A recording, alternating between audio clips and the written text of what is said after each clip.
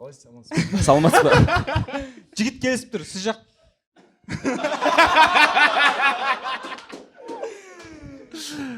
Жетіде екі. Не болды ол жалпы? Видео қай жерде болған, не болған жалпы? Сол Ақботаға баяғы.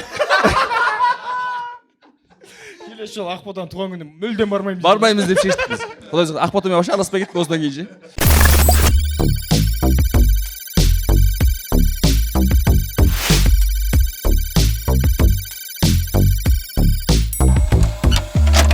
Құрметті достар, сіздерге өзімнің достарым ашқан керемет, әдемі, сапалы бұйымдар жасайтын Қазақ Білезік компаниясын ұсынғым келіп отыр.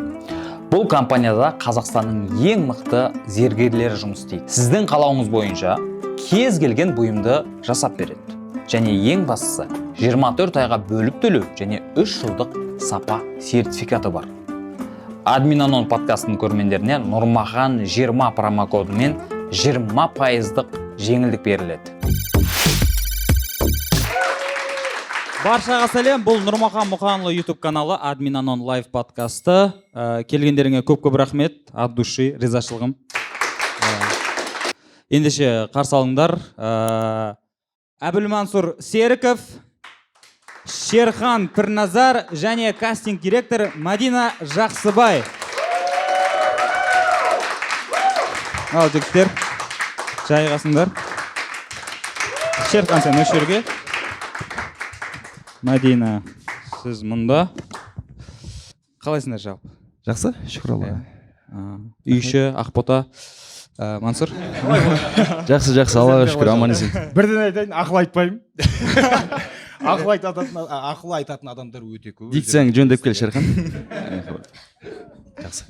Енді осындай енді қайтесің. Қайырлы күн баршаларыңызға. Бүгінгі қазақи подкастқа қош келдіңіздер. Көргенімізге қуаныштымыз. Сол Бүгін хайповать етпейміз. Айтып қойын деп. солай ма? Ол онсыз жүре алмайды ол. Мен дайындалып келдім десең. Дайындалып келдім. Студияда қыздар бар. Просто предложение жасап қойып сондай әдетің бар дейді ғой сенің. Енді ол деп ше бірден. Жақсы. Әрмен қарай келесі деп ше. Жоқ, қалай болды ол жалпы? Не болды? Түсінбей қалдық просто. Өзім де түсінбей қалдым. Да? Сөздің шыны керек бар. Енді бізге берілген тапсырма сондай болды. Оның үстіне қазір енді біз Өтірік айтады, дуалаған ғой, дуалаған. не болыпты дуаласа? Суырып алмайсың ба қайта? Жаның ашып кішкене, дұрыс па? Алдында айттым ғой оның алдында саған. Ауыл мұғалімде түсіп жүрген кезде айттым, абайлаш дедім. Маған күнде айтып отыру керек қой, білесің ғой енді. Қазір анау жас болғанмен де балалығымыздан шалалығымыз көп заман ғой. Таң хабардың тақырыбы мынау батылы жетпей жүрген жандар көп қой. Телефонның ар жағында герой боламыз да, ал бетпе бет келгенде біз кішкене қысылып өзіміздің я деген әрпімізді жоғалтып аламыз да. Соған байланысты енді сол ұсыныс жасай алмай жүрген жігіттің бір мен бейнесін келтіріп бердім. Сол өзімнің әріптесіммен Ақботаға сөйтіп басталды. Сонымен ары қарай жалғас. Сол Постанова. сондай болды. Білімше семьяң бар да? Отбасым бар. Сол көрермендер түсінбей жатыр деп естіп қалдым да. Енді ондай да керек шығар енді. Мүмкін маңдайыма жазылған сондай дүние деп. Көнбеске амалың бар ма деп. Қазір телевидение енді өліп бара жатыр ғой енді. Шерханды пайдаланып дейді. Тартып отыр да. Әйтеуір бәрімен пайдаланады. Ауыл мұғалімде Маныста пайдаланған, ана екі жүгірмекте пайдаланған. Мансұр, 5.32-ның премьерасымен құттықтаймын. Рахмет. Көріп жатсыңдар ғой, Көріп жатсыңдар ғой? Дейді, қалай көріп жатсыңдар? Мен әрең көрдім шынымды айтайын, бірінші сериясын ана қанды көріп кәдімгідей. Тем более қыздар. Қалай өзіңе енді съемочный процесс қалай өтті ол? Амандасып алайық. Амандасып алдық қой оның алдында. Тағы да енді сізге сөз беріп тұр ғой енді. Кешіріңіз онда. Біз осылай бір-бірімізге тиісіп отырмасақ болмайды. Екеуін әдейі осылай бөлек отырғыздым. Әйтпесем қазір. Ассалаумағалейкум. Келгендеріңізге көп-көп рахмет, қолдап. Енді өте қиын болды. Шынымен де. Бірақ басында видео пробаға келген кезде ұнады. Мен түсінікті ғой енді маньяктар туралы екені, бірақ ар жағында қалай болады, не болатыны. Содан аяқ асты өттім. Қаратауда болды съемка, Қаратау, Жаңатас, Жамбыл облысында. Полевые условия дейді ғой. Шынымен де қиын болды. Жалпы, бірақ өте атмосферный болды да. Шынымен де біз общежитиеде тұрдық, бардық та қайда келдік өзі деп басында сөйтіп бүйтіп қарасаң, шынымен де келген күннен бастап бізді атмосфераға кіргізді да. Ол режиссердің задумкасы ма, әлде бәлкім обстоятельства сондай болды ма. Бірақ бізге ұнады. Себебі бәрі сол бір общежитиеда репетиция жазсаң да, не істесең де әйтеуір ыңғайлы, атмосферно. Локациялар бөлек. Жалпы Жамбыл облысының табиғатын мен әр жеріне барып, сол жаңа таулары бар, қырлары бар, көлдері бар. Мен мойындадың ба? таң қалдым мен, шынымен табиғаты өте керемет екен. Көзің тоймайды екен табиғатына. Сөйтіп съемка басталды. Бірінші съемочный күнді моргтан бастадық. Алғашқы күнді. Өмірі кіріп көрмегенсің ғой енді моргқа. Құдай сақтасын. Шынымен де ана жерде иісі, енді атмосферасы деген енді шынымен де жаман. Бір сұрақ қойыншы сізге. Қойыңыз. Мысалы, сіз енді 532 өттіңіз ғой енді. Иә, Сценарийді оқыдыңыз. оқыдым. Адам рөлді алғанда зерттейді ғой, бірақ сол Жамбылға бармай тұрып, бір Алматыда бір моргтарды жағалап рөлді зерттеген жоқсыз ба? Зерттеген жоқпын. Неге дейсің бе? Неге дейсің бе? Себебі мен бір проектті бітірдім да, ертесіне сол проектке кетіп қалдым. Бос емеспін деп жатыр. Иә, мен востребованный, мен сен сияқты емеспін. Арасында дайындығымен жаңағы, иә. Аллаға шүкір, тәуба, Шерхан. Мен театрда да сондаймын. Сен театрда ешкім сұрамайды ғой, керек емессің ғой сен театрда. Мен театрда керекпін, мен театрға да барып келем арасында, иә. Сол Шерхан, осы айтайын деген. Жоқ, шынымен қазір осы Мансур мен Шерхан қазір өте үлкен сұранысқа ие актерлар. Бүгінге мен негізі әрең ұстадым десем болады. Мәдинаны шақырған себебім де сол. Жалпы осы бүгінгі съемканы ұйымдастыруға көмектескен Мәдина, кастинг директор айтты, осы екі жігіт жыртып жатыр и жыртады дальше деді. Микрофонға. Шүкір Аллаға. Сөйтіп, әрең бос уақыттарын тауып жігіттердің. Шерхан Ұзынағаштан келе жатсың да? Микрофон. Ұзынағаштан келді. Иә, съемкадан келе жатырмын деп мақтанады қазір, сәл күтіңдер. Грим қарасаңыздаршы, әдемі болып тұрмын ғой. Бажа деген. Негізі костюмшалар киіп келгем. Просто өзімнің әріптесім енді кәдімгідей жастардың киіммен келгеннен кейін енді құрсын енді бір құдалықтан келмеген сияқты болайын деп ше. Жастар болғанда жаспыз ғой енді, өйстіп киінбегенде қалай киінеміз енді. Енді қазақи не болғаннан кейін енді ойладым ғой енді костюм шалбар болады, шапан болады деп. Мен өзім сөйтіп ойладым енді алдын ала. Бұл андеграунд қой бізде, андеграунд. Бажа деген, бажа деген сериалға түсіп жатыр. Қалай болып жатыр съемка? Енді Бажаны кеше емес алдың күні бітірдік. Бітті ма? Иә, бітірдік. Оның үстіне қанша. Енді мәңгі бір есте қалатын проекттардың бірі болды. Өйткені ол жерде Бажа өздеріңіз білесіздер енді өзіміздің әріптесіміз Марат пен Кешаның бастауымен басталған дүние. Оның үстіне енді Кеша қазір Москвадағы игра тендті өтіп жатқан сол жақта жүрді. Екі жақта жүріп әйтеуір осы Бажаны бітірдік қой. Бұл жерде кәдімгі қазақы тұрмыс тіршілік үш Бажаның өмірі жайлы ғой. Артық әңгіме жоқ ол жерде. Боғауыз, өлім, жітім, ондайдан тіпә-тіпә Бажа ада. Қан жоқ. Пісіміледі. Соны бітірдік, Аллаға шүкір. Енді алдағы уақытта енді қазір басынан аяғына айтпай қойын. Енді Жамбылды көрдім, Бажаны көрдім, табиғатына тамсандым деп. Енді оның барлығы Алматы қаласында түсіріліп басталды. Осы жерде бітті. Алла қаласа YouTube каналынан көретін боласыз. Шерхан, сізге бір сұрақ осы. Бажа қазақша болды ма? Иә, қазақша болды. Сіз неге орысша сериалдарға түспейсіз? Мен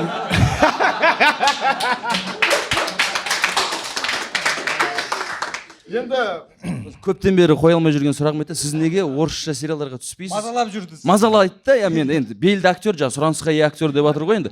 Бірақ орысша сериалдарда жоқсыз да, неге? жақсы, әдемі сұрақ деп. Енді мен өте орынды сұрақ. кемпір шалдың баласы болғаннан кейін еркелеп өстік. Мен де кемпір шалдың баласымын. Сонымен қалдарыңыз қалай деп ше.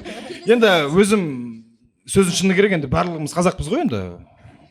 Сондықтан енді жаным қазақ болғаннан кейін, болмысым қазақ болғаннан кейін енді әзірге маған беріліп жатқан проекттер осындай енді. Бәлкім мүмкін алдағы уақытта орысша проекттер ұсынса, енді кім біледі енді алдын ала дайындалып сөйтіп енді рөлімді зерттеп баратын шығармын деймін мысалы. Рахмет. Бұл жауабыңызға әлі тоқтала кетеміз. Алда, иә. Сәл күтейік. Бағдарламамыз әлі жалғасады. 1,5 сағат уақытымыз бар. Мәдина айтты, екеуі дос деді. Иә? Иә, екеуі дос. Менің әйелім, Шерханның әйелі менің әйелім. Сондай доспыз да біз. Хотя бір әйеліңіз берсеңізші маған. Болды, әңгіме жоқ. Жақсы. Әдемі. 1-0 деп. Счет ашылды десің. 1-1, жаңағы. Орысша жайлы, иә. Негізі Манс маған айтқан, мен жалғыз бір ғана әулеттің күйеу баласы емес, бүкіл дүйім қазақ әулетінің күйеу баласы боламын деп. Аллаға шүкір, енді орындалып келе жатыр. Демографиямызды көтеруіміз керек қой. Оның үстіне өзімнің старшагым, енді өнер академиясында бірге оқыдық. Мен 1-ші курс болдым, ол 4 болды. 4 жыл бойы сөзін шыны керек. Мына жерде жүргенімде отырғандардың барлығы біледі ғой. Таңнан кешке дейін сабап келді ғой. Ұрды, соқты, ойларына келгенін істеді. Ол жерде енді бізде академияда енді бәріміз біріміз біріміз үшін деген сондай ұран бар да. Бірлері 2-ке бағынады, екілері 3-ке, 3-тер 4-ке бағынып сөйтіп жүре береді. Сондай система ғой қазір жастардың тілімен айтқанда. Сөйтіп 4 жыл бойы тапап келді, әйтеуір енді бізде шығатын шығармыз. Академия кезінде әйтеуір проекттен проектке біздің енді мен әлгіге легенда деймін, мен үшін легенда болып қалады, мәңгі қалады. Проекттен бастап, 1-ші курсынан бастап. Содан тәтіп Аллаға шүкір енді бір кездері біз Мансқа еліктесек енді Манс енді өздеріңіз білесіздер ғой енді уақыт алмасады ғой, қазір бізге еліктеп жүрген дейсің деп әңгіме жүреді. Өмір алмай кезек қой енді. Болды, сіздікі дұрыс. Қазір ұрмайды ғой. Енді жоқ, құдай сақтасын. Енді болады енді анау нелерде съемкаларда пайдаланып қалады. Негізі ол кезде де ұрмағам. Қалай, неге айтпайсыңдар осы шындықты мен де айтып отырмын ғой, Ақботан ұрды, барлығын айттым ғой мен сендерге. Жоқ, мен енді ұрған адамды ұрдым деп айтамын, сен ұрған жоқпын ғой, мен 4-ші курста саған қолым тигізген жоқпын. Жоқ, 4-те емес қой, бірақ о алла, енді 1-ші курс кезде өзің білесің ғой, ей деп шақырғанның өзі біз үшін ұрған мен деп. Ойбай. Шын ғой, ертең айтамын. Өйстіп мяу болып мүләйім сықпалатын да осының ше. Мысалы бізде андай бар да, енді бұл әбекеңнің баласы болғаннан кейін ей деп айтса әбекеңнің баласы, ертең айтасың, ей маған әбекеңнің баласы, ей деп айт, бірдеңе деп айт. Біз мақтанамыз ғой ауылға барып, дұрыс па? Сондай да, енді сөйтіп мен өзім сөйтіп енді болжадым, өзім енді бір тұжырымдадым енді. Ауылға барып айтып барасың ғой. Айтып барам, осындай Манс деген. Осындай темаға кете бастадық па? Жарайды Шерхан. Онда сенің де кинода қалай жүргеніңді айта кетейін, иә? Бұның әйелі Айжан Жұмабекова, кастинг директор. Соның арқасында әр кинода өте береді да бұл ше. Иә. 2-1. Сіз деген андай не қойсаңызшы, американский киноларда бар ғой, бүйтіп өтеді. 1-ші дубль, 2-ші дубль деген сияқты. Раунд ол, дубль емес Шерхан, раунд деп аталады. Қазір шүкір Аллаға игрокқа түсіп жатсыз, иә? Кастинг директор кім? Айжан Жұмабекова. Неге дейсіз ғой? Мен жаңағы орысшаға қайтып келейін. Неге дейсіз ғой? Таңнан кешкеден жүріп, осы кімді алшы, Мансты алшы, айналайына оның 2 әйелі бар, бала шағасы бар. Астанада 17 квадрат метрде тұрады деп. Қанша жерде әбекеңнің баласы болғанмен өмірде өте қарапайым. Соған айтып жүріп әйтеуір зорға өткізді. Бәлкім солай болған шығар, бәлкім, мен білмеймін. Бірақ Айжан маған айтты, Шерхан орысша білмейді, Манс деді. Маған білесің? Екеуің тұрдыңдар деді. Екеуің тұрдыңдар главный рөлге деді та. Диас айтты жаңа режиссер, Диас Бертис дейтін режиссер. Айтты, Шерхан екеуің тұрсыңдар. Бірақ Шерхан орысша білмейді деді. Енді Шерханның да и то актерский да қатты жетіп тұрған жоқ енді. Сонымен сен жаңа орысшаң актерскиймен алып тұрсың, в общем сені аламыз деді ғой, короче. Сонымен иә. Енді бұл жерде жаңа просто ертең Шерхан үшін ұялғым келмейді мен деді та. Айжан сөйтіп айтты маған өзі. Енді Диас игроктың режиссері, енді өзіміздің академияда қабырғасында бірге оқыдық. Ол жерде енді оқығаннан кейін енді сырымызда бір, жырымызда бір ол маған хабарласып жолықтық. Игрок жайлы әңгіме қозғадық. Данияр деген кейіпкер ғой, иә? Ол маған ұсынды. Дәл солай. Мен бәрін білем. Енді маған ұсынды, сосын айттым енді орысша жағынан қатты қиналып қалам. Қазақша болса, енді қолдан келгенше ойнап көрейін енді, көңілінен шықсам. Жоқ, мен сені көріп тұрмын деді. Жақсы деп сөйтіп кастингке шақырды, енді орысша болғаннан кейін кішкене сөзін шыны керек, тартыншақтап көңілінен шықпадым. Өйткені оның көзқарасы өте орысша оқыған жігіт, видениесі орысша, сонымен енді сөзін шыны көңілінен шықпадым, бірақ ол жерде ең басында Айжан болған жоқ, кастинг директор. Иә, мойындашы? Білем. Мен де бәрін білем. Білесің, иә? Айжан болған жоқ, сонымен Айжан барды, сөйтіп ана қыз басқа біреуді өткізіп қойған, сөйтіп Айжанға айтып жүріп, ана Даниярға негізі Манс келеді деп айтқам, Диастың өзінен сұра. мен айтқан манс келеді деп сөйтіп Диас әйтеуір ондай ештеңе айтқан жоқ. әйелім қасында болғаннан кейін енді мен көңілін жақсы білемін ғой, таңнан кешке дейін қасындамын ғой. Түнгі үште оятып алып көңілін тауып сонымен манс өткізіп жібердім ғой. Оны біреу білсе біреу білмейді. Жарайды, рахмет Шерхан, Алла разы болсын. 3-1. 3-1 болып кетті ма? Неғып мен бірде қалып кеттім әлі. Бір не дайындап тұр сен? Екідесің. Бәсе 2-дің. 2-2. 2-2 ғой. Міне счет санап отырық бәсе. 2-2 ма? Мадина, сіз кастинг директорсыз ғой. Жаңа айтып жатыр Шерханның әйелі кастинг директор деп. Жалпы ондай оқиғалар болып тұра ма? Жалпы солай Шерханда постоянно болып тұрады, енді басқасын білмеймін. Мадина шындықты айтшы, өтініш. кастинг Егер де дейді, кімде деп негізі сол игрокқа, сәлем сошылға біз Айжан екеуміз біргеміз. Айжан екеуміз. Шерхан деуші. Біздің алдымызда басқа кастинг болған, басқа қыз. Не справляется деп шақырды, енді грубо айтқанда. Сөйтсек, біздің алдымызда Шерхан барыпты. Айжан да білмейді ол Шерханның барғанын, біз де білмейміз. Екеуміз де білмейміз Шерхан барын. Өйткені мен шығармашылық жолында әйеліммен бөліспеймін, айта бер.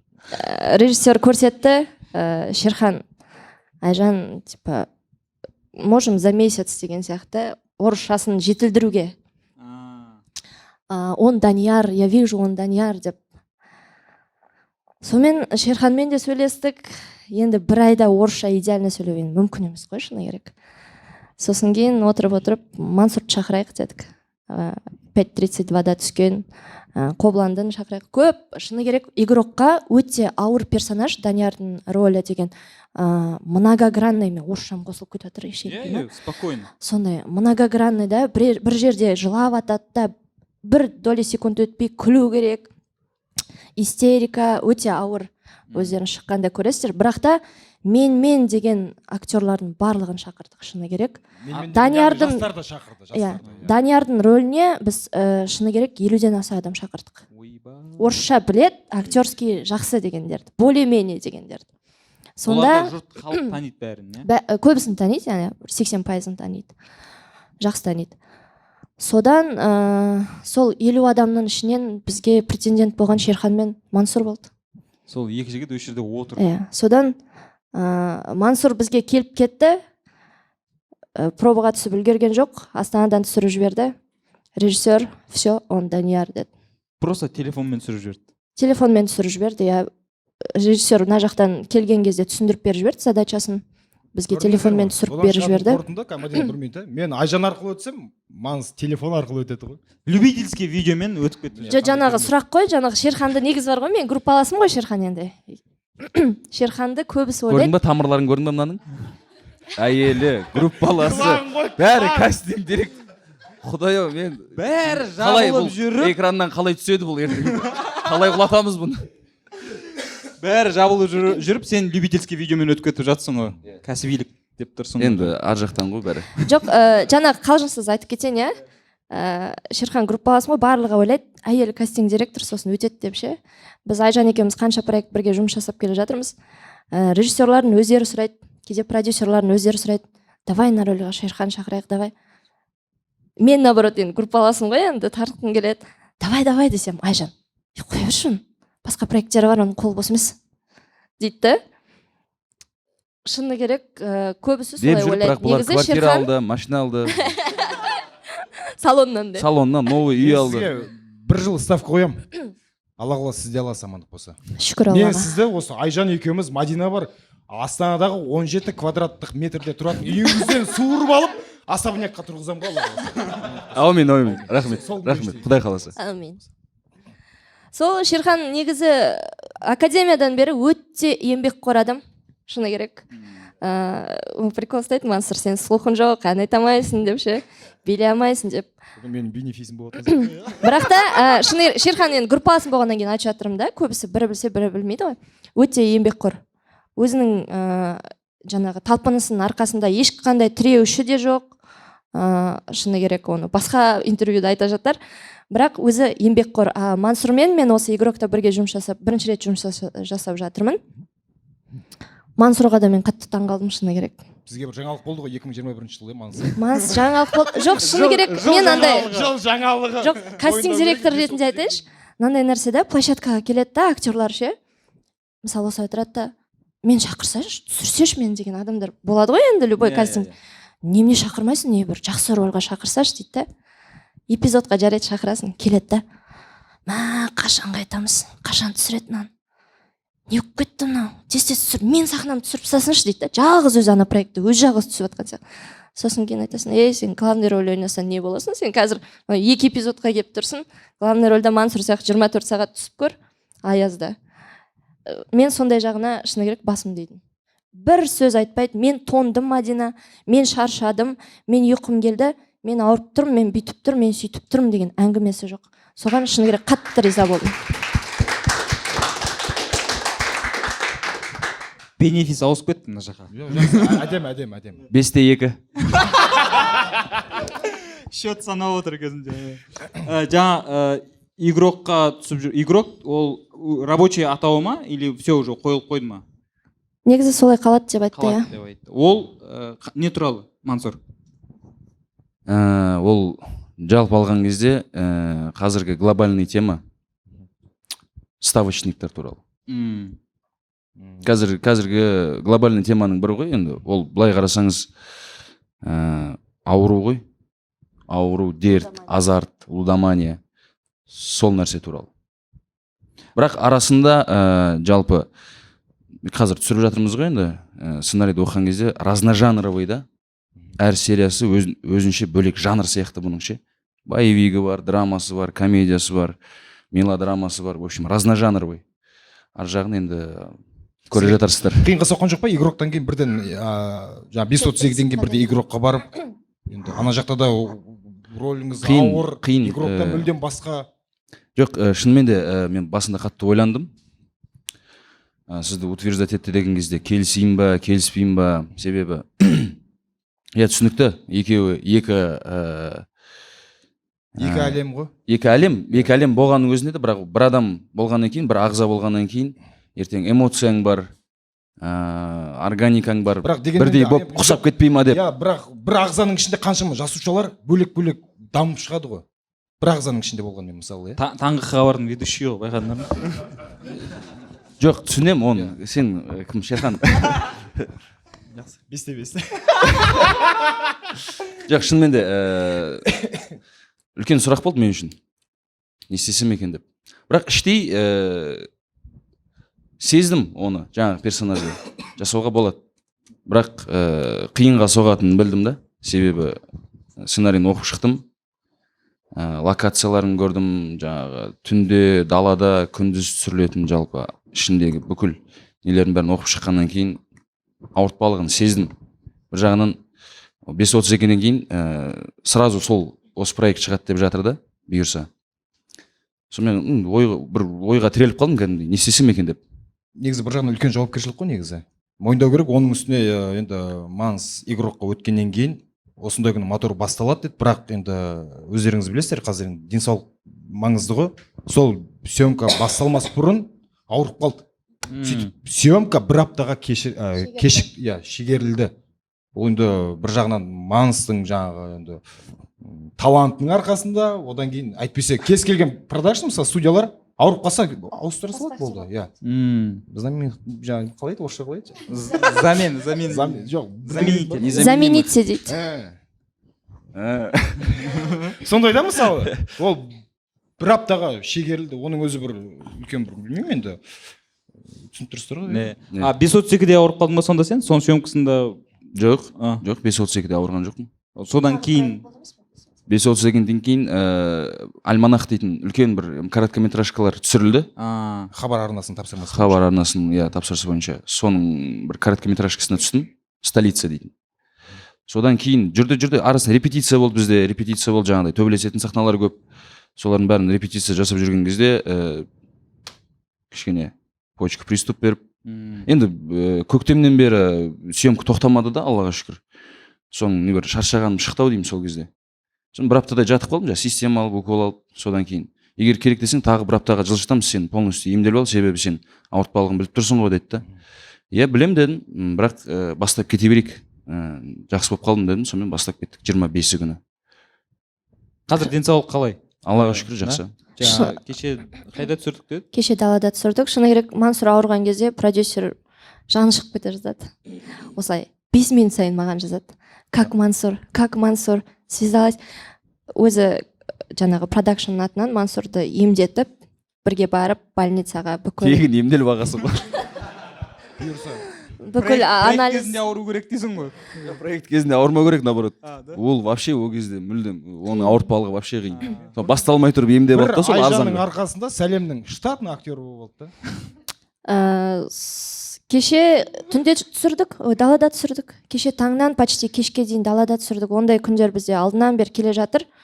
Өзіміздің де даусымыздан байқап отқан шығарсыздар, кішке ауырыңқырап қалдық. Бірақ Мансур держится. 532 жайлы сұрағым келіп отыр да. Осы шашын негізі ұзындау еді ғой. Сол сериалда алып тастадың ба шашын? Или қалай ол? Не болып отыр жалпы? Кішігірім спойлер жіберсек. Спойлер болғанда жалпы бірінші сериядан бастап шашым ұзын болды, иә.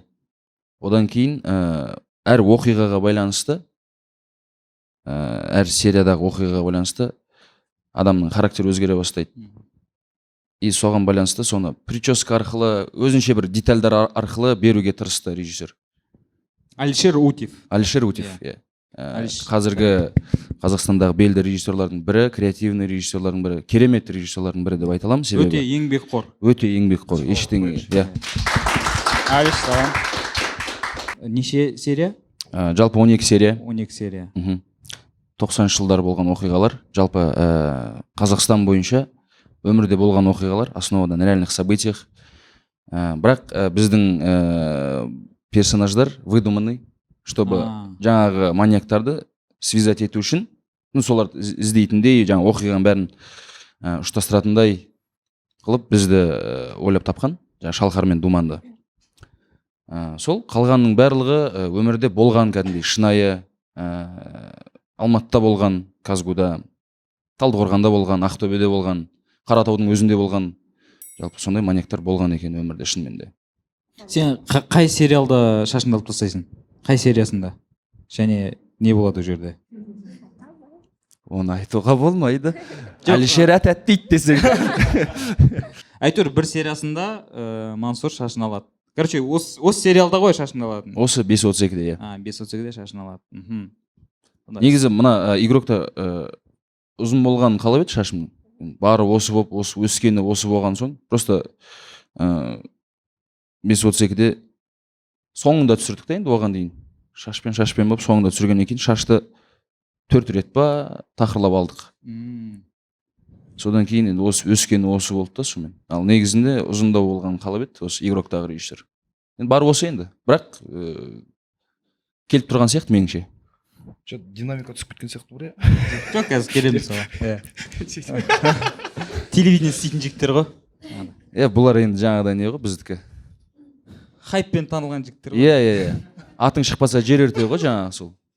Менің еріннен сүйіп жаңа. Кстати. Мен, короче, Мәдина айтты, осы Шерхан мен Мансур қазір сұранысқа актерлар, сол жігіттерді шақырайық деген соң. Мен тиктокта жиі отыратын адаммын да, и тиктокта бір айналдыра отырсам, бір таныс жігіттер видеосын көріп қалдым, қарасам, сүйісіп жатыр.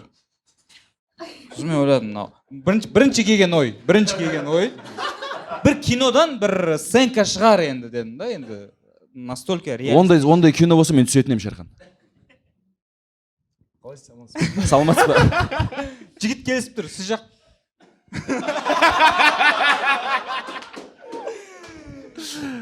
Жетіде 2.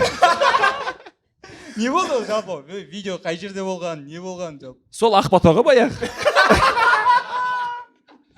Келесі жолы Ақботаның туған күніне мүлдем бармаймыз деп шештік біз. Құдай жазса Ақботамен вообще араспай кеттік осыдан кейін. Жалпы Ақботаның туған күнінде болған оқиға ғой. Негізі ондай ешқандай арамы жоқ. Шынында Шерханның да өзінің отбасы бар, менің де өзімнің отбасым бар. Просто билеп бір-бірімізді поддержка беріп жүргенбіз ғой. Оның алдында Шерхан билеген кезде жаңа өзіміздің столдан біздің столға деп ақша шығарып, бүйтіп бәріне көрсетіп, ойнап жаңа кеп бетінен сүйіп құшақтап неғып. Бұл келді да именно сол кезде бетін бұрылып қалып, бұл ерінен тиіп кетті да еріме. Сол тиктокқа түсіп қалса бола ма? иә ана баха пупер. пупер ма иә мен танымайды екенмін оны. Сонымен соның несіне түсіп кетіп ана жерде ойбай дау-дамай болып Шерхан күніне 7 рет звондап братан мен деп жылап бұл намазға жығыламын деп ше көшеде қайта Айжан қолынан ұстап аузынан алла түспей ше әшейінде аузынан арақ түспейтін еді сол күні аузынан алла түспей сонымен күніге звондайды ғой күніге звондайды айтамын мен жарайды енді главное менің атым жоқ ана жерде деймін да. Мен соны қайта қатты қуандым бар ғой. Негізі еліміздің дарын жастар сыйлығының иегері Әбілмансұр Серіковтің өзін танымай қалып, маған бір таңсық жаңалық болып бар ғой. Тәуелсіздіктің құрдасы. Бүкіл жауапкершілік осы кісінің мойнында. Атын танымаған кәдімгідей мен үшін бір жаңалық болды. Енді ойлашы ана жерде бұрындары шашым бізді бүйтіп ұратын тұғын. Манспен амандаспай қалсаң старшактар қасындағылар манс танымайсың ба, үйінде телевизор жоқ па деп ұратын тұғын ғой.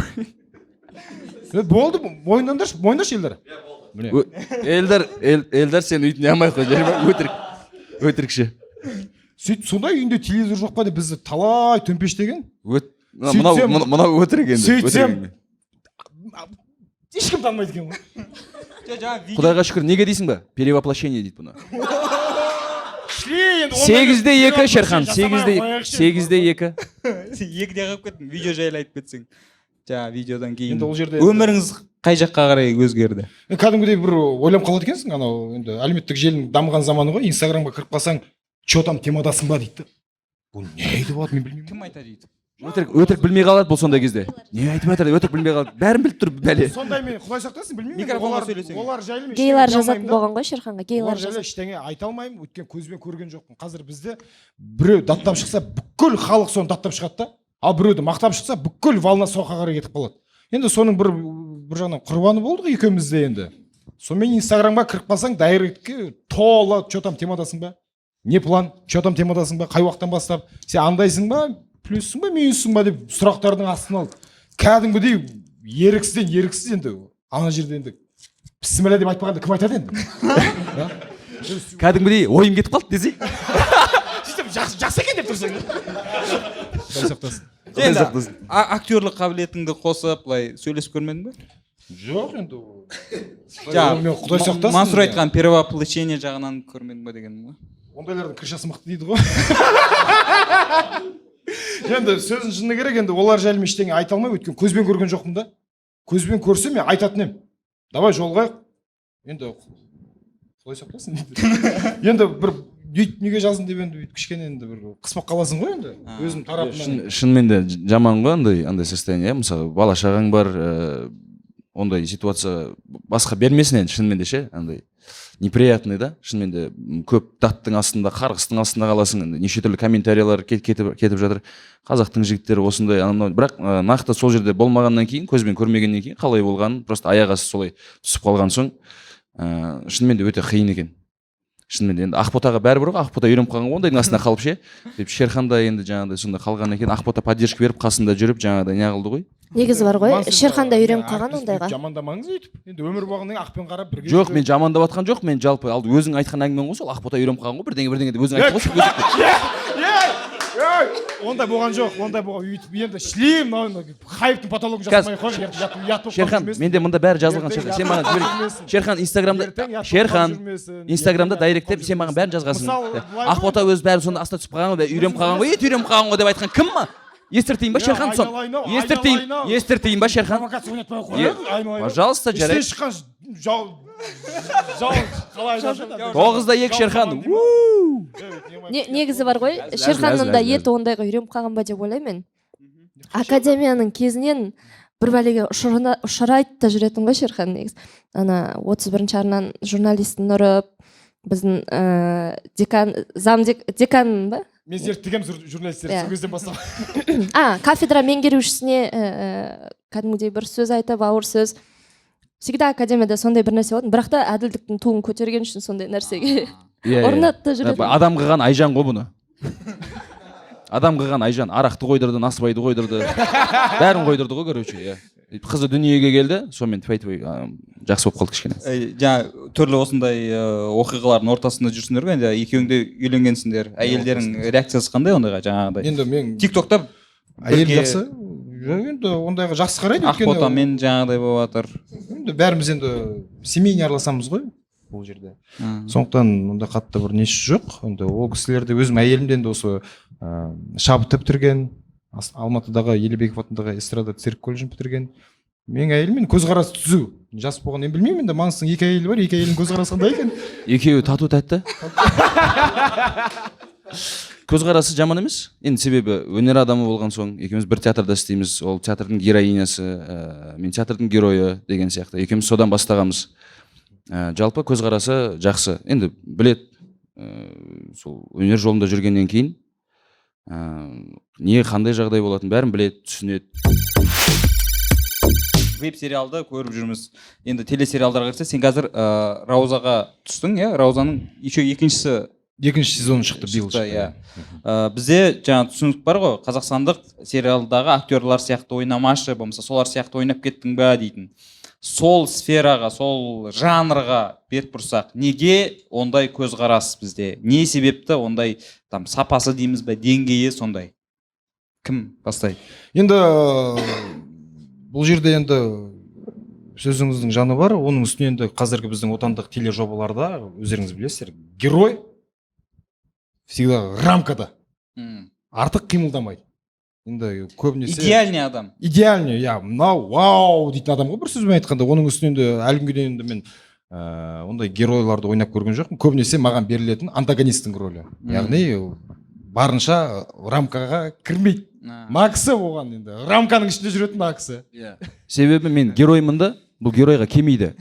Ойнай алмайды геройды. Бұл тек жаңағыдай түкіру, жаңағы қақырып кету, жаңағы сондай бірдеңелер да, лас нәрсе істейді да. Лас нәрсемен айналысады да. Менікі сол деп герой. Неге өмірдегі түріңді неге көрсетпейсің сол жерде? Өмірдегі түрім осы енді Шерхан, одан артық не көрсетемін саған?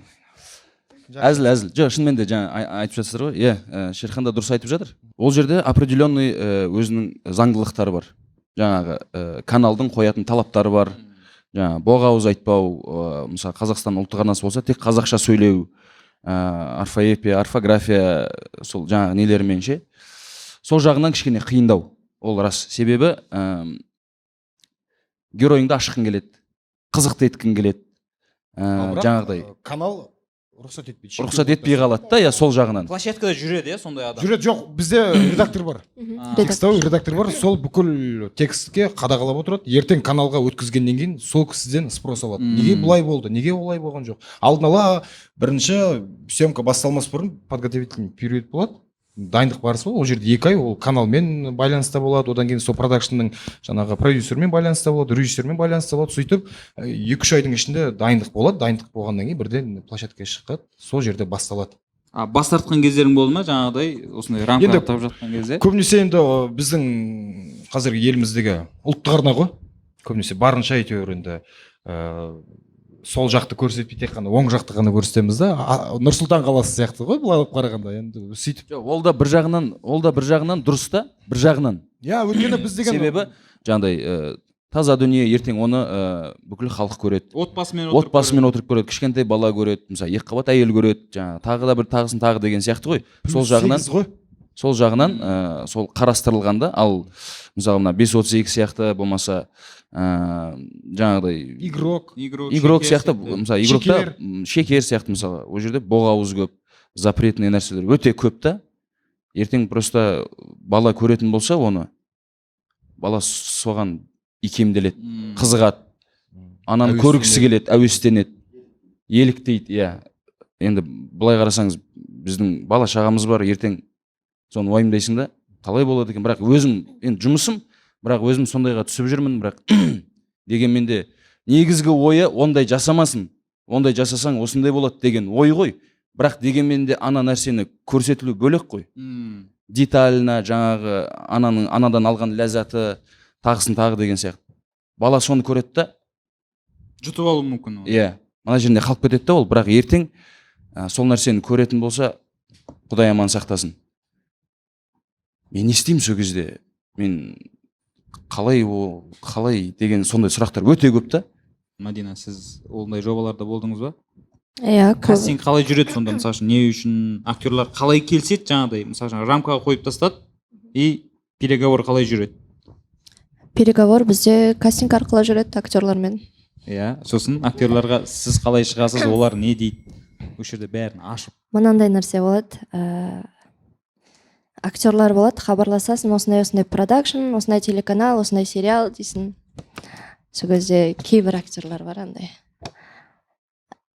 Не туралы деп сұрамайды да. Қанша беріп жатсыңдар дейді. Бәрібір да оған, не ойнаса да. Санаулы актерларымыз бар, сұрайды. Режиссері кім, қай канал, қандай продакшн, не туралы, менің ролім қандай деген сияқты. Қанша смена, соның бәрін сұрап келеді да. Егер роль өзіне жағып, ұнап жатса, барып жаңағы материалдық жағына көшеді. Ондай актерлар өте аз негізінде. Сосын мынандай нәрселер айтылады да. Неге одно и то же актерларды ала бересіңдер дейді. Иә, ең көп айтылатын әңгіме. Неге одни и те же актеры дейді да. Шыны керек, мен кастингке келмей тұрған кезде өзім де сөйтіп айтатын. Немене мыналар түсе береді деп ше. Кастингке келген кезде шын мәнінде түсінесің, бізде Қазақстанда профессионалдық деңгейде актерлар өте аз. Шыны керек, саусақпен санарлықтай. Енді біреуге тиіп кетсе ренжімеңіздер, бірақ работа над собой дейді ғой актердің, өмір бойы өзімен жұмыс жасау керек қой. Ондай актерлар өте аз, мынандай актерлар деген сияқты ғой. Бәрін деп айтпаймын, бірақ бар да өзімен жұмыс жасамайтын актерлар бар. Просто площадкаға келеді, актердің жұмысы мысалы площадкада не да, біздің кастингтардың барлығын күйдіріп жүрген нәрсе осы шығар. Актердің площадкадағы жұмысы не? Задачасы. Келеді, қолына текст бересің, выборка. Выборканы сен ие бол. Анда таста кетпе, мында таста кетпе. Кімнің қолына бердің, либо қай жерге қойдың, миыңда сақтап ал деген сияқты ғой. Костюмер кигізген костюмына шай төкпе, тамақ төкпе, қыжмыш қылдырма. Грим жасағаннан бетіңді бүлдірме, шашыңды бүлдірме. Сосын өзіңнің жаңағы персонажыңды жақсылап сомен жұмыс жаса деген сияқты ғой. Негізі актердің площадкадағы жұмысы сол да. Бірақ та бұл туралы айта берсе ұзақ әңгіме болып кетеді, шыны керек, бірақ көп актерларға мен как кастинг ретінде қарным ашады. Атын айтып түсін түстемей қойын көп енді. Мен енді өзім біраз жыл телевидение істедім, мен примерно телевидение жақтан ситуацияны білемін да. Обычно мен былай ойлайтын, неге бізде жаңағыдай Netflixке шығатын сериалдар түсірілмейді. Жаңағыдай үлкен бюджеті бар. Ондай бюджет бар телевидениеде, бірақ сәл сол бюджетті 20 сериалға лақтырады да. Андайда, 20 сериалға лақтырады, оның үстіне бізде мысалы жоғарыдан ақша бөлінеді ғой. Ақша бөлінеді, ол ана продакшнға барам дегенше қаншама есікке кіріп шығады да. Сөйтеді да, ана продакшнға барады, ол бізге айтады, біз ойлаймыз, сосын жылап тұр деп. Ал шынтып айтуына келгенде жоғарыдан да, өйткені ол қалтасын шығарып тұрған жоқ, ол ақшаның барлығын жоғарыдан бөлінгеннен кейін амал жоқ, енді қолынан келгенінше әйтеуір тырмысып бүйтіп қосып береді. Бірақ көп адамдардан естисің, енді өзімнің әріптестерімнен, бірақ енді ақшасы аз деп жатады, сөзін шыны керек, ақша аз. Осы карантиннен кейін мүлдем азайып кетті. Білмеймін енді, ол мүмкін жоғарыдан ба, әлде ол жаңағы продакшндардың басқаратын кісілерден ба, біз әлі көзбен көрмегеннен кейін ештеңе деп айта алмаймыз да. Даже көзбен көрсек те ештеңе деп айта алмай қалуымыз мүмкін да. Өйткені ертеңгі күніміз бар ғой біздің деген. Сөйтіп сондай дүниелер көп. Оның үстіне мысалы биылғы жылы өздеріңіз білесіздер, Абай жылы болды, Әл-Фараби жылы болды. Әр продакшнға, әр жаңағы каналға Абай жайлы проект ұсынды, сериал ұсынды. Менің өзімнің ойым, сол Абай бізде жалғыз ғой. Әр продакшнға, мысалы, сен операторский департамент ал, сен кастинг департамент ал, сен режиссерский департамент ал. Қазір бізде продакшндар көп, сол 20 продакшнға соны шашып тастаса, сол кезде ортақ бір үлкен толықметражды фильм шығарып. 20 продакшнға бір кино беру керек. Бір продакшн беріп, осыны бәрін алып шығыңдар деп. Бір проект беріп тастап өткен Абай жайлы. Енді Абай жалғыз ғой бізде, сондықтан енді оны талан-таражға салмай, бір ортақ дүние толықметражды фильм шығарса деген сондай бір өзінің ішінде бір ой болды. Ана сериал шыққан Абай туралы сериалдарға сенің көңілің толмады. Әрине енді, бірақ енді жаңағы Мұрат ағамыздың жаңағы Тұмар ұлттық телевизиялық байқауының жеңімпазы атанды ғой. Көңілмен шықты. Өйткені көңілден шыққаннан кейін сондай неге лайық болып тұр ғой енді. Сондықтан енді өзімнің ойым, сосын енді ішімде ғой енді барлығы, енді біз ештеңе дей алмаймыз, айтамыз қояды.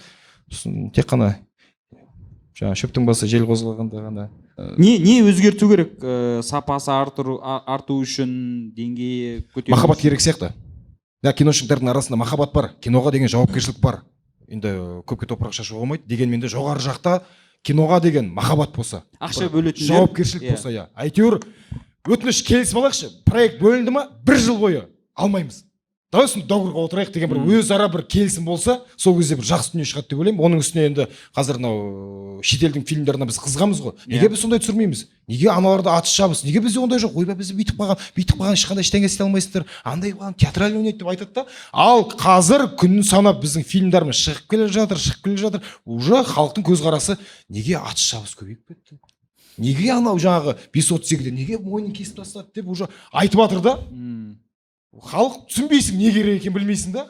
Шетелдің несін көреді, бізден соны сұрайды. Қазір енді Әлшер бастады, қазір көп қой режиссерлар бастап жатыр. Ал қазір халық басқаша екі пікірде да қазір деген. Оң жақта да бар, сол жақта да бар.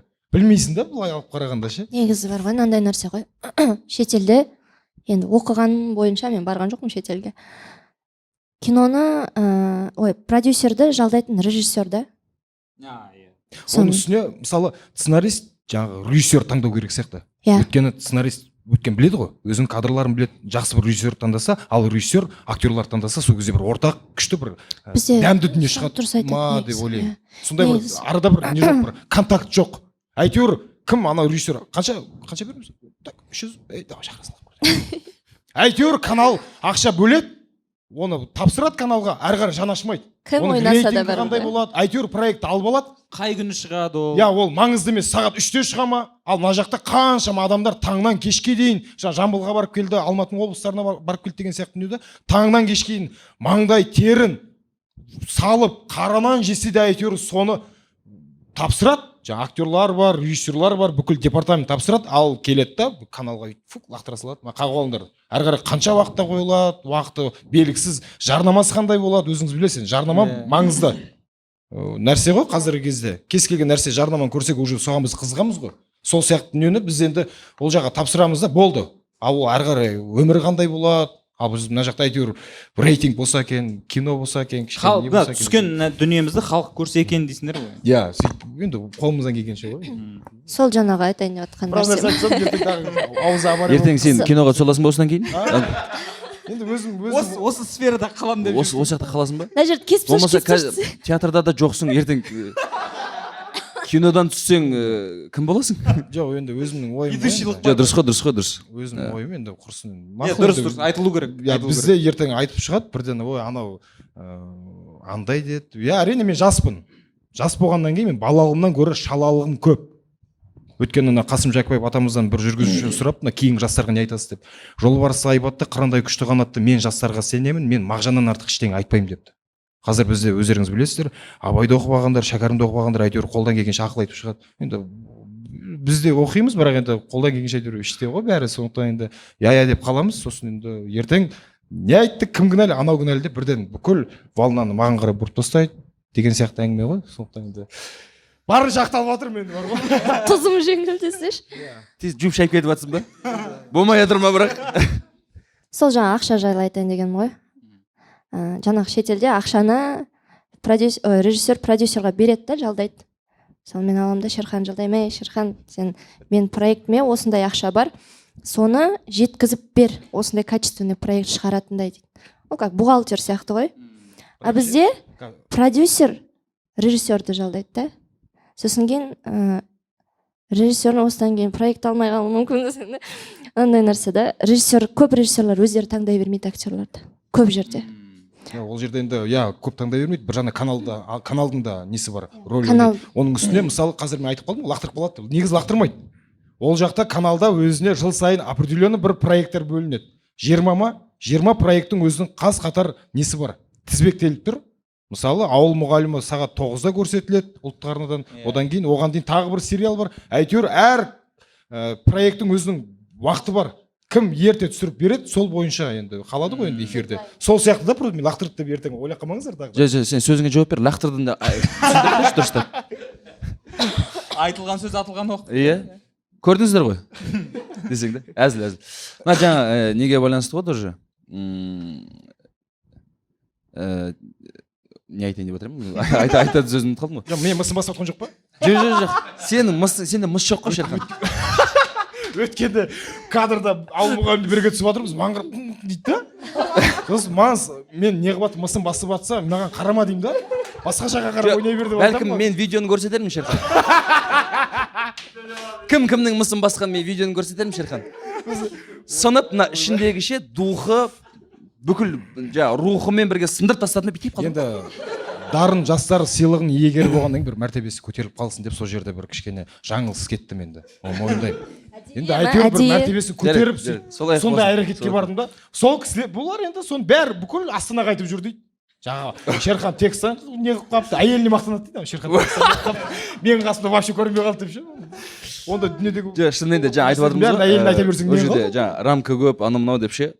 Бірақ осы именно ауыл мұғалімінде Шерхан екеуміз осы сол бір проектке өтіп қолдан келгенше енді шынайылыққа жақындатуға тырыстық. Қолдан келгенше бір персонаж дейміз ғой. Образ деп енді шли қатты айтпай ақ қояйын, енді ондай нәрсеге әлі ерте. Персонажымызды мейлінше әркімді өзінің характерінде жеткізуге, кішкене шынайылыққа жақындатуға тырысып жасадық. Сол кезде Шерханды өзіме аштым. Жалпы оған дейін білем ғой енді Шерханды, өзім жаңағыдай перваштарым, жалпы жаңа оған дейін түскен кинолары бар, сериалдары бар. Жаңа мысалға Раузаның бірінші сезонында да мысалға Маңқа өлді, енді сериал қызық емес болып қалды деп әріптестерден де естіген сөздер болды да, шынымен де. Сол Маңқаң үшін саған браво. Шынымен де Шерханмен площадкада бірге болу өте қызық, профессионалдық тұрғыдан жағынан мысалға сөйлей береді да, бұл миыңды ашытып ше, бұл рөліне дайындалған дайындалмайды. Көп сөйлеймін да, сосын өзім авария оттай береді да, иә, сонымен жаңағыдай бір жерде келіп құлайды. Особенно көп текст болып қала ма? Болды, мен айтамын, Самал 3 дубль, 4 дубль деймін сразу ше. Ой, қазір Шерхан күшті болады дейді, 1 дубльдан дейді да. Мен айтқандай ғой, 3 дубль, 4 дубль сол, иә. Шерхан өте ыңғайлы партнер. Көмектесу жағынан, поддержка беру жағынан, ойнату жағынан ше. Сондықтан да сізге көп рахмет. Мен легендам ғой. Жаңа Маңқа деген образың сен персонаж ба? Персонаж. Халыққа өтіп кетті. Қатты өтіп кетті. Сосын андай оқып қалдым мен. Өзіне отдельный, сниппет дейді ғой. Отдельный сериал соның жалғасы ретінде. Сон рас па? Енді бізде осы 2-ші сезонда сол Раузаның жаңа продюсері Баян Мақсатқызы сол площадкада жүргенде шақырып айтты, осындай Маңқа жайлы бір сценарий жазып, бір полный метр түсіретін шығармыз деп. Құдай қаласа жаймен деп дайындала берді. Енді қаншалықты рас өтірігін білмеймін, бірақ енді ол жалғыз маған емес, қаншама команданың көзінше айтты. Сондықтан енді алдағы уақытта мүмкін болар, мүмкін болмас, бірақ енді ол кісінің аузынан осындай сөз шықты. Үміт дейсің ғой. Үміт, иә. Оның үстіне енді құдай қаласа білмеймін, енді бір сыбыс бар, Рауза телесериалының 3-ші сезоны жарыққа шығуы мүмкін. Жоқ, болды уже, болды, керек емес уже. Болды ма, керек емес па? Дәмді кезінде тоқтату керек. Тоқтату керек қой, болды. Ары қарай уже шынымен Маңқа болып кетеді уже. Езіліп анау, зачем? Енді екеуің де жаңа осындай түрлі образдарды сомдап жүрсіңдер ғой. Площадкада жаңағыдай образға кіріп кетіп, тоқтай алмай қалып, сондай бір оқиғалар болды ма? Қатты шектен шығып кеткен дейміз ба? Рауза телесериалында Зухра екеуміз, мен Зухраның бір сөзбен айтқанда енді Маңқаның кейіпкері өте жаман болды, өйткені общагаға кіріп алып, ойына киген істеп, қыздарды алып кетіп, таңнан кешке дейін сол қыздардың түбіне жетіп, пайдаланып болғаннан кейін общагаға қайтып әкеп тастау керек. Сол жерде жатақханаға кіріп, жаңа Зухра Ажар деген кейіпкердің өйт, соның шашынан жұлып, машинаға отырғызып, сол 7 дубль болды. Өзіңіз білесіз енді, қалада түсіргеннен кейін отцепной деген не өте қиындау кішкене. Бір звуктан кетіп қалады, біреу андайдан кетіп қалады, кадрға кіріп қалады деген сияқты, сөйтіп 7 дубль болды. Ана жерде кәдімгідей андай дейтін эмоция да, тұрасың бүйтіп. 7 дубль болғаннан кейін ойлаңыз енді, ол жерде хрон, бір 4-5 минут хрон, әр қайсысына кәдімгі бүкіл күшіңді саласың. И сол жерде анау Зухраның ішіне не қылам, и бір кезде өз-өзім түсіне алмай қалдым, баспен ұрып жіберем ғой. Есікті жабам, 2 шаг аттадым, стоп дедім. Есікті ашып қалсам, Зухраның шекесі сығып кеткен, жылап отыр ғой. О, мен қатты не қылып кеттім бар ғой. Біртүрлі болып қалды. Ондайды непрофессионализм деп айтады. өз өзін ұстай алмай қалу. ұстай алмай кіріп кеттім мен деп андай. Міне көрдіңіздер ма? Непрофессионализм. Мен айттым ғой қазір, соны дәлелдеп отыр да бұл.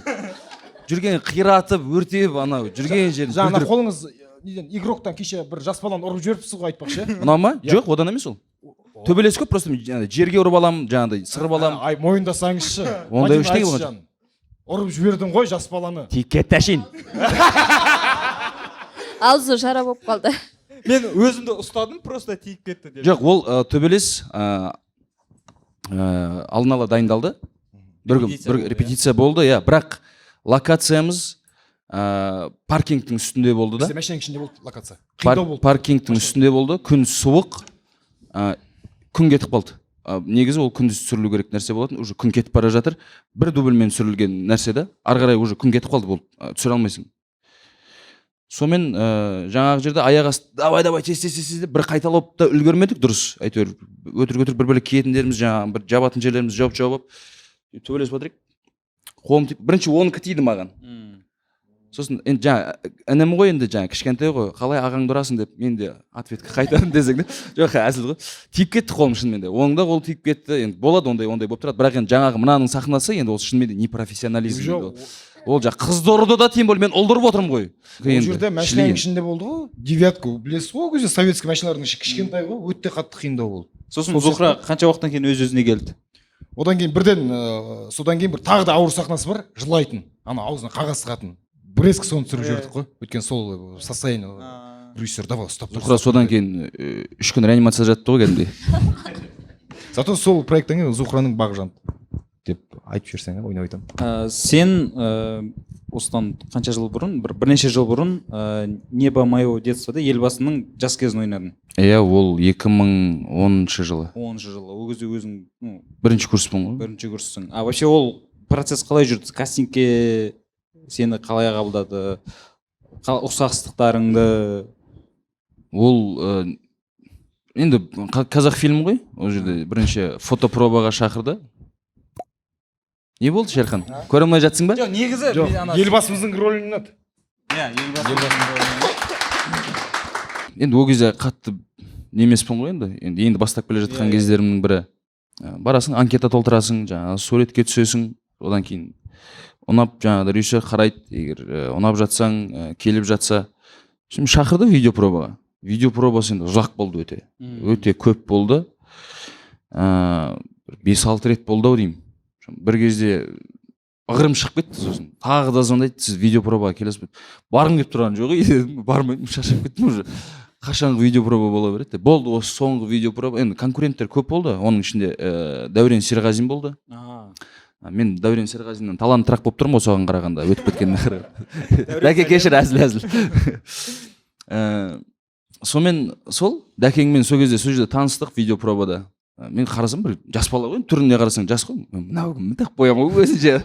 Сөйтсем Дәурен Серғазин екен. Сонымен аяқ асты өттім, бірақ мен қатты материалды білмеген соң мен елбасымызды ойнап жатырмыз деп ойлаған жоқпын. Себебі режиссер де қатты айтқан жоқ. Президент туралы деп кейін площадкаға барған соң барып жай түсіндірді да. Себебі кішкене енді қатты бала болып кеткен болармын бәлкім. Бұл президент, анау мынау. Бірақ президент боламын деп ойлама деді да. Бұл бала. Бұл да төбелескен, бұл да жаңағыда мектепте оқыған адам ғой, енді президент боламын деп ойлаған жоқ қой ол деді да. Болды деп сонымен съемочный процесс басталды. Бір 9 күн дей ма түстім ғой. Осы Дегересте, Үшқоңырда болды съемкасы. Ол кісімен өзің кездестің бе? Елбасымен ба? Премьерасымен. Закрытый показда кездестім, алғыс хат алдым. Одан кейін премьерада, Астанада, ЦКЗ-да. Сол жерде кездестік, банкетте бірге болдық, жылап. Алғысын айтты саған. Иә. Одан кейін осы біз Қалибек Қуанышбаев театрында алдыңғы зданиямызда, кішкентай зданиямызда сол кезде тыраулап ұшқан тырналар дейтін спектакльге келді. Ол біраз жылдан кейін келді да амандасып жатырмыз. Енді сахнаға шығып сөз сөйлеп жатыр да. Енді как раз бізге үлкен здание беретіннің алдында ғой.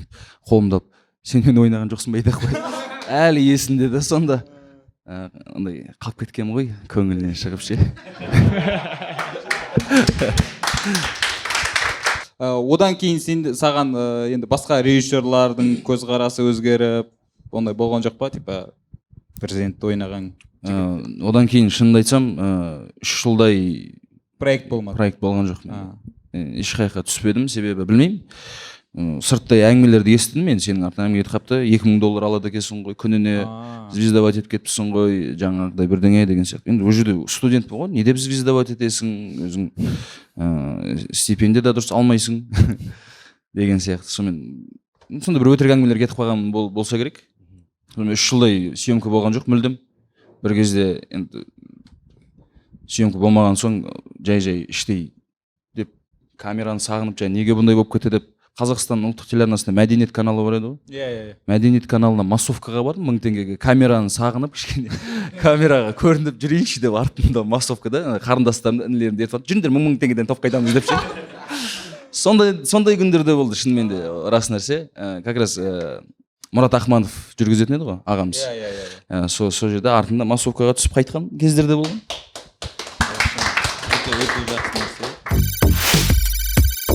Кастинг директордан сұрайық. Кастинг директордан сұрайықшы. Актерлардың гонорары қандай бізде? И сұраныстары қандай? Запростары, райдер. Кофе ғой сол площадкада. Плед пен кофе ғой. Текст жіберші, WhatsApp-қа дейтін ғой. Чай с лимоном и кофе ғой. Артық райдер жоқ. 7 қантпен десе. Ондай қатып қалған гонорар жоқ, бірақ шыны керек, біздің Қазақстанда актерлардың ақшасы аз, өте аз. Көп алатындар кімдер? Көп алатындардың өздерін айналдырып жібересің ғой, ақша жоқ кезде. Да? Шыны керек, жоқ, көп алатын актерлар бар, бірақ та ондай актерлар, мысалы, аттарын айтпай қояйын, жаңағы эпизодтық роль болсын, кішке второстепенный роль болсын, мысалы, шақырасың ол кісілерді, жібересің сценарий, синопсис деген сияқты оқып, өздеріне жаңағы персонаж ұнап жатса, олар ақша жағынан нетпейді, келседі. Бірақ жаңағыдай жақсы проект болса ғана ақшаға қатып қалмайды. Кинода жүргеннен кейін көресің, кәдімгідей жақсы достойный гонорар алуға тұрарлық актер ондай гонорар алмайды да. Кішкене бағы жанбай жүреді да. Сосын бір блогер болып келеді, бір нәрсе болып келеді деген сияқты, жаңағы Инстаграмнан таңылып, актерский данные кішкене манандай.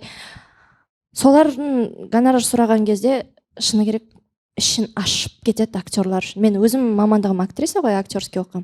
Бірақ сондай тер төгіп, оқып, өзімен өздері жұмыс жасап, жүрген бітірмесе де курстарға барып, өздерімен жұмыс жасап жүрген актерлар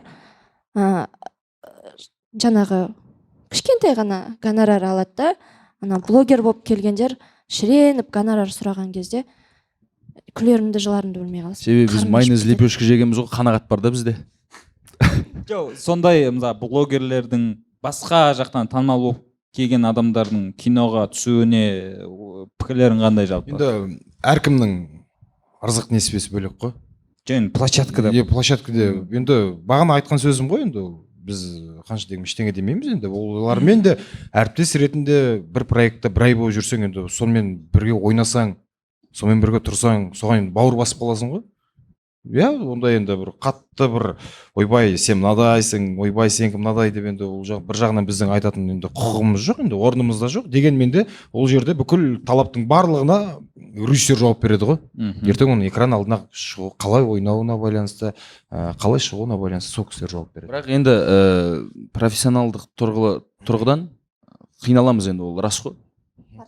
Партнерский ретінде ше, жаңағыдай актерский өзінің бір терминдары бар, болмаса переходтар бар, главный сөз бар, болмаса определенный бір акцент қоятын бір паузалар бар деген сияқты. Сол паузада ойнату, болмаса сахнаның жалпы динамикасын сезіну дейтін кездерге келген кезде ол кісілер одан бейхабар да. Сондықтан сондай кездерде кішкене қиналып қалатынымыз рас, енді өтірік емес ол. Ал бірақ кім түссе де енді ол егер режиссер таңдаса, демек ол режиссердің көзқарасы. Режиссер сол бір көзқараспен таңдайды деп ойлайсыңдар ма? Мүмкін басқа, ол жерде басқа... Ол жерде рейтинг та бар ғой. Бұл жағынан, рейтинг деген не бар. Өйткені қазіргі блогерлардың енді білесіздер, подписчиктары енді қазір миллионнан асады. Қазір каналға да рейтинг керек, барлық жағына рейтинг керек. Сосын олардың аудиториясы енді көбінесе жастар болғаннан кейін, бір жағынан жастарды канал көрсін, жаңа каналда енді идеология басқа ғой ютубқа қарағанда. Канал көрсін кішкене, не білсін, үйренсін деген дүниемен, сосын барынша енді каналдың өздерінің ойы жастарды қайтадан көрермен ретінде шақырып жатқан шығар. Өйткені қазіргі біздің жастарымыздың барлығы ютубқа қарай ауып кетті да. Өйткені жаңа цензурасы жоқ дүниелерге ауып кетті. Ал канал қазір жаңа рейтинг жағынан енді әрқалай баланс бөлектеу кішкене. Егер таңдаса, егер жаңа рейтинг керек болатын болса, біздің қарсылығымыз жоқ кім түссе де. Бірақ просто қойылған задачасын болмаса партнер ретінде көмектессе, нұр үстіне нұр да. Мен бұрын ойлайтынмын вообще осы актерлар текстін қалай жаттайды деп енді проекттерде ше ол өз несі бар ма, бір әдіс тәсілі бар ма, текстті оңай жаттап алу қалай? Текстің смыслын түсіне алсаң болды, айтар ойын. Да? Оны 4 дубль жасайтын адам айтып отыр ма? Сен ең көп дублің қанша болды ал? Менің ба? Жалпы маған ғана қатысты ма? Әлде жаңа технический бар, басқасы бар? Өзіңе қатыстың. Өзіме қатысты ма? 3 дубль. 3 дубль. Иә. Шерхан, сізде 4 дубль дегенде әңгіме естік. Одан көбі болды ма? Болды бұл да, по-любому болады ғой. Мысалы, Рауза телесериалында Асар деген өзіміздің екінші сезонда Асар деген өзіміздің аға бауырымыз, замандасымыз түсірді. Сол енді бір жағынан жақсы дүние шықсын деген ниетпен Шерхан қанша дубль керек сұра. Ең басты сапа деп сөйтіп айтты. Қанша дубль болды? Қолдан келгенше бір определен бір 10-ға барған жоқ, енді 5-6 болды. Жақсы дүние шықсын деген оймен. Кейде болып қалады ғой жаңағы. Көшеде түсіріп жатсаң, адамдар кіріп кетеді, қарайды, жаңа не болып жатыр деп араласып кететіндер бар арасында ше, мысалға бір төбелес сахнасында болмаса әйелімен ұрысып тұратындар, а что ты ругаешься деп шығатындар бар, ну, например. Деген сияқты сондай, мысалы, жаңа 5:32-де мынандай болды да. Түсіріп жатырмыз, жилой домдар ғой, Қаратауда. Ішіп келетін бір сахнам бар да. Түн ғой, түнгі 3 па сондай, 24 сағаттан да түсірдік қой ол жерде деді. Ішіп келетін сахнам бар, ана жерде деп айқайлап ұрыс керіс болып жатқан кезде есікке тіреліп отырамын да, бір көрші шығады да есікті итереді ғой. Закрой деп ананы есікті тіреп аламын ғой, ше. Открой, я милицию вызову, бір деп қыстырылып жатыр да, ананы ойнатып жатсам, стоп деді да, тоқтатып тастады да, бір күшті шығып келе жатыр да, ана дубль ше. Анаумен разборка болды, сондай моменттер болмаса. Біраз жастар көріп отыр ғой, актер болам деген ниетпен жүргендер. Оларға не істеу керек? Сендерге актерский жағын айтсаңдар, Мәдина кастингке қалай дайындалып келу жағын айтса. Қияли болу керек десең. Қияли. Адам болмау керек десең. Бәрін көру керек десең. Так. Бастаңыз өзіңіз. Жоқ, дарын жастар сыйлығын иегеріне алдын орап кетсем, ертең не айтады? Сіз бастаңыз өзіңіз енді. Енді Сен енді өзің актерский семьяда өстің. Иә. Оның да бір қандай да бір үлесі. Негізі жалпы мен осы өнер жолына келуіме себепкер болған менің анам. Менің анам. Мен 4-ші класста 4-ші класс оқып жүрген кезде Ғабит Мүсірепов театрында балаларға арналған спектакль қойылатын болды. Сонда кастинг болды. Мама айтты, барасың ба деп. Жарайды, барайын, көрейін дедім. Сөйтіп бардым. Марқұм Алтынбек Кенжеков дейтін керемет режиссеріміз бар еді. Сол кісі қойды. Сонда басты рөлге өтіп кеттім. Сол 4-ші класстан басталды. Театрда ойнадым басты рөлде. Детский спектакль. Гастрольге барасың. Жаңағыдай спектакльдер ойнайсың. Жаңағыдай подарка береді. Анау бар, мынау бар. Соның жалпы атмосферасы қатты ұнай бастады маған шынымен де. Театрдың атмосферасы. Соның дәмін сезіп алдым. Сосын мен актер болам дедім, мама. Жарайды болам деп, сонымен жай келдік осыған. Енді сосын 11-ді бітіретін кезде 2 ойда тұрдым. Нанымды таба алам ба ертең актер болып деп. Себебі әкемнің айтқаны бар еді, актер болмай қойшы балам деп. Бармын ғой, жетеді мен деп. Ертең наныңды таба алам дейтін болсаң, ертең осымен нан табам, осымен өмір сүрем, осымен нан табам дейтін болсаң, уверен болсаң соған, онда бар деді. Бірақ мен сенің спортсмен болған қалайым, болмаса бір суд, бір юридический жағынан барғанын қалайтын едім деді да. Сен нан табам мен әке дедім. Онда батамды бердім деді. Аллаға шүкір, жай енді бәрі бірден болып кете қойған жоқ. жаңа әкем айтты, бірақ мен саған көмектеспеймін деді, себебі мен өнер жолында жүрмін. Анаң да сонда, біз саған көмектеспейміз деді. Мен айттым, жоқ, керек емес, мен өзім деп жай өз ретімен келе жатыр, Аллаға шүкір. Өз уақытымен, өз ретімен. Сондықтан да өзіңмен жұмыс жасауың керек, жан жақты болуың керек. Мен әкем айтады солай, жан жақты болу керек. Сен инструментте де ойнауың керек, сен әнде айтуың керек, сен жаңағыдай жан жақты болуың керек, спортсмен де болуың керек, в общем, бүкіл жерді қамтуың керек дейді да. Енді қолынан келгенше. Сол. Шерхан қияли болу керек, сосын музыкальный деді, бірақ слухың жоқ деп естіп қалдым. Иә, мен өзім әнге жоқпын, шорқақтаумын. Оның үстіне біз мамандық енді театр және кино актері деп бөлінеді біздің неде, театр өнер факультетінде, академияда. Сол жерде білім алдым 4 жыл. Менің ойымша жақсы бір педагогтың қолына түсу керек. Әр актердің бағын ашатын, 0-ден бастап әйтеуір анау бір 10-қа жеткізіп беретін, бір кішігірім жол салып беретін ол біздің ұстаздарымыз. Сондықтан жақсы бір педагогтың қолына түсіп, сол кісілердің ақ батасын алса, менің ойымша жаман болмайды. Кастингке қалай келу керек? Не істеу керек? Өту үшін қандай оның критерийлері бар? Кастингқа келген кезде өтіп кетсем деп келмеу керек. Мен алыншы. Сөйтіп айтатындар бар ма? Мен түсіп берем деп. Ондай нәрсе ойламау керек. Звезда болу, мен осыған түсем да осы проектке, ертең звезда болып кетем деп ойламау керек та. Бізде көп адамдар кастингке солай келеді. Қазір осы сфераға келіп жатқандардың көбісі сол звезда болам деп келіп жатыр ғой, негізі. Басқа жақтан келіп жатқандар. Басқа жақтан келіп жатқандар. Кейбір адамдар бар, өнерге шынайы ғашық адамдар бар. Кастингке келген кезде, кәдімгідей бізде бастапқы сурет түсіреміз, анкета толтырамыз, сосын еркін болу керек та. Жасандылықты есіктің сыртына тастап кету керек. Еркін болу керек, күл, жыла, басқа жерде ұялу керек та, кастингке келген кезде ұялудың қажеті жоқ. Максимально ашық болу керек, органика болу керек, өзіңмен жұмыс жасау керек сол. Курстарға бар, Жүргеновке түсе алмаймын десең, Елебековке түсе алмаймын десең, жақсы ұстаздар бар, білім ал, ізден, кітап оқы. Егер де менің ойымша сол роль саған беріліп тұрса, ол сенен айналып кетпейді. Ол саған беріліп тұр ма? Болды, ол сен қысылып тұрсың ба, ұялып тұрсың ба? Жоқ, саған беріліп тұр ол. Менің өзім көзқарасым. Жоқ, ол рас қой енді, бұйырған нәрсе кетпейді ғой. Бірақ жаңа шынымен де кастингке келген кезде ең қиыны да сол видеопроба деген нәрсе ше. Бәрі мойындайтын шығар, оны видеопроба деген нәрсені мен өзім қатты ұнатпаймын ше. Қиналамын мен, бар ғой, шынымды айтсам ше. Қиын нәрсе да, себебі атмосфера жоқ. Имеется в виду, видеопробаның атмосферасы бар, бірақ жаңа саған берілген определенный бір сахнаның атмосферасы жоқ, бірақ сен соны сол жерде қолынан келгенше тудыруың керексің да. Ол жанрына байланысты. Комедия болуы мүмкін, трагедия, жаңағыдай, әртүрлі. И сол жерде сен сол состоянияны хотя бы кішкене режиссер сенен көретін болса, характерін, бір ұшқынын ары қарай жасауға болады дейді, ары қарай өсіруге болады дейтіндей бірдеңе көретін болса, бәлкім.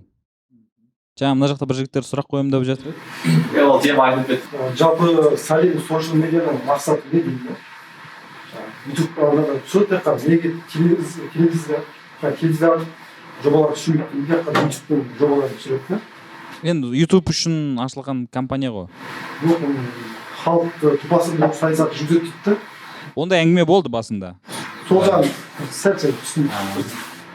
Жоқ, ол бағана айтылып кетті ғой, телевизияға неге жұмыс жасалмайды деп. Телевизияда шектеу бар да, жаңағы бағана айтқан рамка. Сәлем Social'да рамка жоқ. Біздің екінші Netflix деп салыстырады ғой негізі. Ол жерде менің көрермен ретінде айтайын, өмір бар.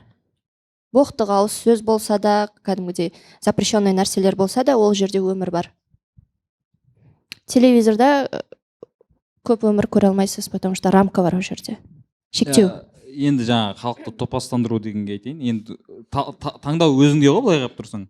Сен бүйтіп қамап қойып, камера YouTube-ты қосып қойса, ол басқа әңгіме. Бұл жерде таңдау, то есть саған контент береді, көру-көрмеу өзің таңдауыңда. Бірақ мен Сәлімде істедім. Мен негізі ол жақта конфликтпен шығып кеткен адаммын.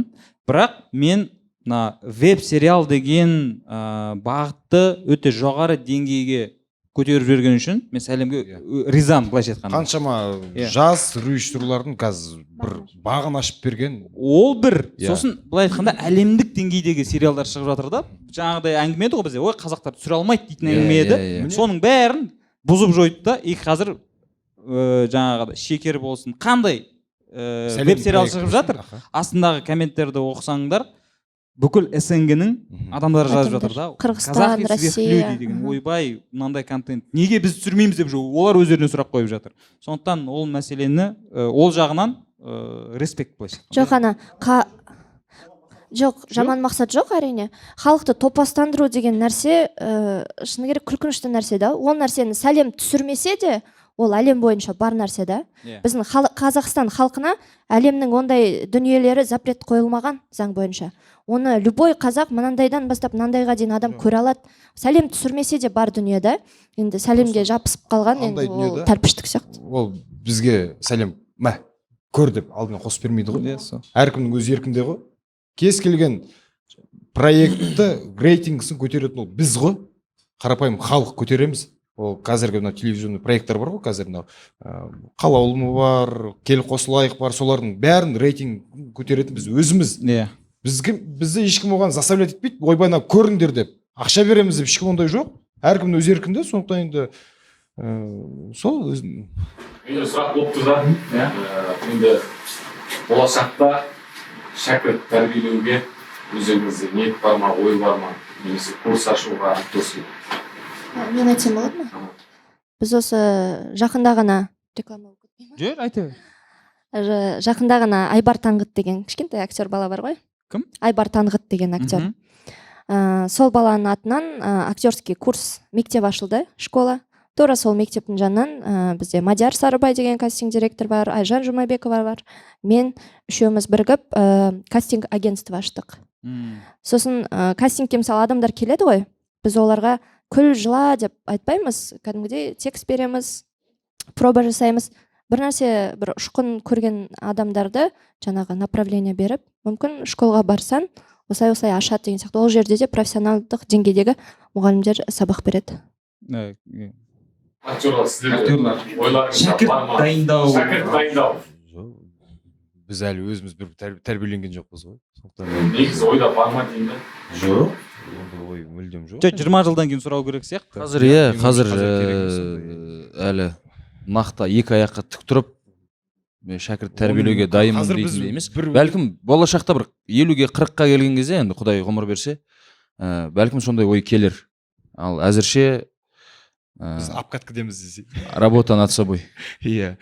Сендерге көп рахмет келгендеріңе. Менде уақыт уже бітіп жатыр флешкада. Айып өтпейсіңдер. Уақытымыз шектеулі, бірақ енді алдағы уақытта тағы да бір жолығамыз деген үмітім бар. Менің каналыма жазылып қойыңдар. Сенің бәріне қатысты. Нұрмахан Мұханұлы деген канал, өз атымда канал. Болды. Лайк, коммент. Қазақи подкаст жасасын. Шақырғандарыңызға көп-көп рахмет. Келесі кездескенше.